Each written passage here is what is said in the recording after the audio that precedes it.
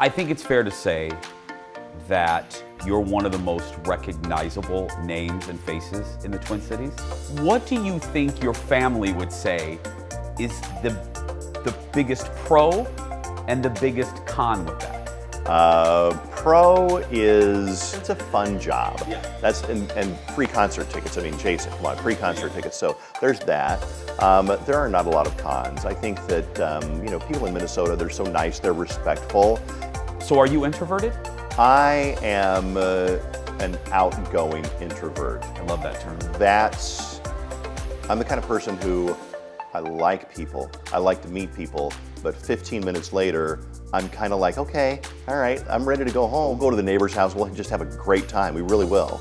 But when we come home, I'm kind of exhausted. And my wife, fortunately, is kind of the same way. She's a little better at it than I am, but I like people, so I'm an outgoing introvert.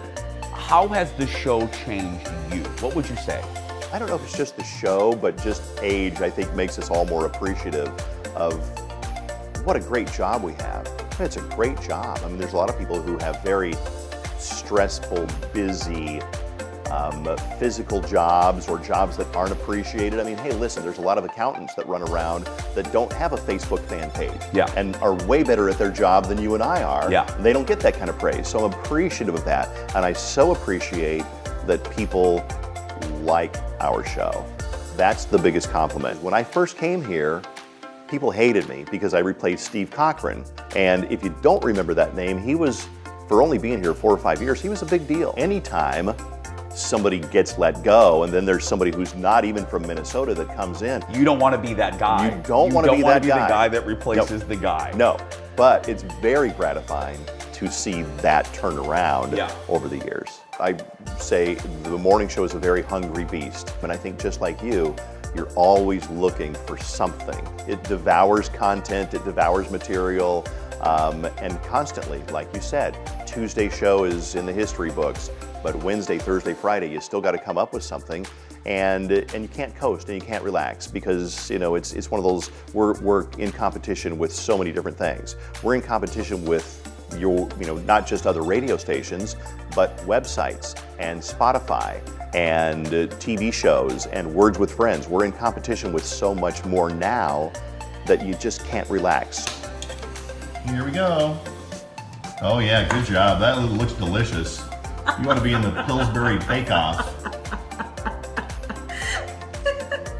I mean, everything could be content. It's the beast that needs to be fed, and Susan comes into play in the family. Did you ever have a formal conversation of what you can and can't talk about, or does she just trust your judgment? Never a formal conversation, but I think we know each other so well that if there's something that I know that I shouldn't talk about, I just know. Yeah. And if I'm not sure, I ask her, say, can I talk about that thing that you did or whatever? And this is the great thing about her, she gets it.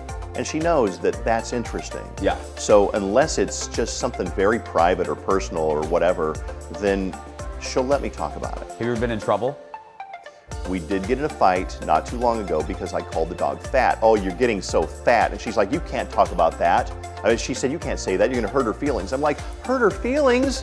She doesn't know the word fat. Yes, she does. She knows you're making fun of her. But most of the time, she's fine with it.